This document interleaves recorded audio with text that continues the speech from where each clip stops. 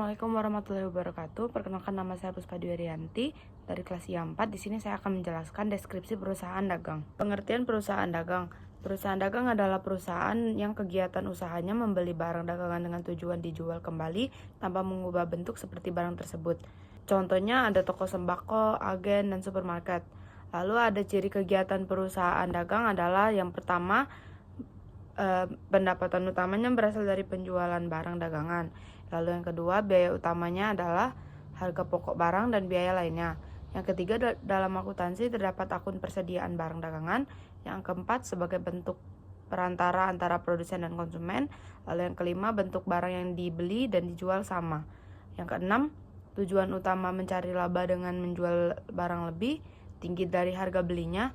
Lalu yang ketujuh, kegiatan utamanya adalah penjualan. Akun-akun khusus pada perusahaan dagang. Yang pertama ada akun utang dagang, yang kedua akun piutang dagang, yang ketiga akun pembelian, yang keempat akun retur pembelian, yang kelima akun potongan pembelian, yang keenam akun beban angkut pembelian, yang ketujuh akun penjualan, yang kedelapan akun retur penjualan, yang kesembilan akun potongan penjualan, yang kesepuluh akun beban angkut penjualan, yang ke-11 akun beban pemasaran, yang ke-12 akun beban administrasi dan umum. Syarat penyerahan barang di sini ada pertama, franko gudang pembeli.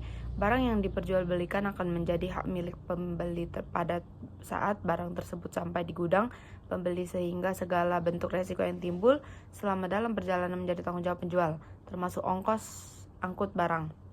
Lalu yang kedua ada frank gudang penjual. Barang yang dijual belikan akan menjadi hak milik pembeli pada saat barang sudah keluar dan gudang penjual, sehingga segala bentuk resiko yang timbul selama dalam perjalanan menjadi tanggung jawab pembeli, termasuk ongkos dan angkut barang.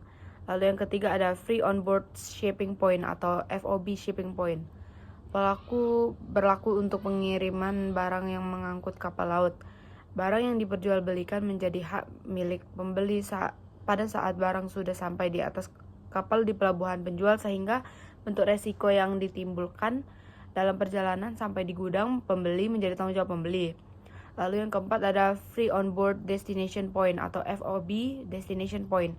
Berlaku untuk pengiriman barang yang menggunakan kapal laut. Barang yang diperjualbelikan menjadi hak milik pembeli pada saat sudah sampai di atas kapal di pelabuhan menjadi pembeli, sehingga saat bentuk resiko yang ditimbulkan dalam perjalanan dari gudang penjual sampai pelabuhan pembeli menjadi tanggung jawab penjual. Adapun tanggung jawab dari pelabuhan pembeli sampai gedung pembeli merupakan tanggung jawab pembeli. Lalu yang terakhir ada cost incurred and freighter atau SIF. Dalam perjanjian jual beli disepakati bahwa penjual menanggung jawab semua biaya angkut selama permi asuransi selama barang dalam perjalanan. Kadang-kadang syarat ini dilengkapi dengan biaya komisi dan oleh penjual, sehingga ditulis SIFIC atau Cost Insurance and Freight Inclusive Commission. Kita masuk ke potongan harga atau potongan harga. Satu, diskon atau potongan harga.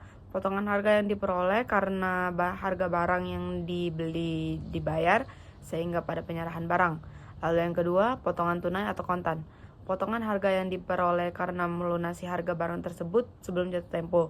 Lalu yang ketiga ada rabat, potongan harga yang diperoleh karena pembeli melakukan pembelian barang melebihi jumlah tertentu.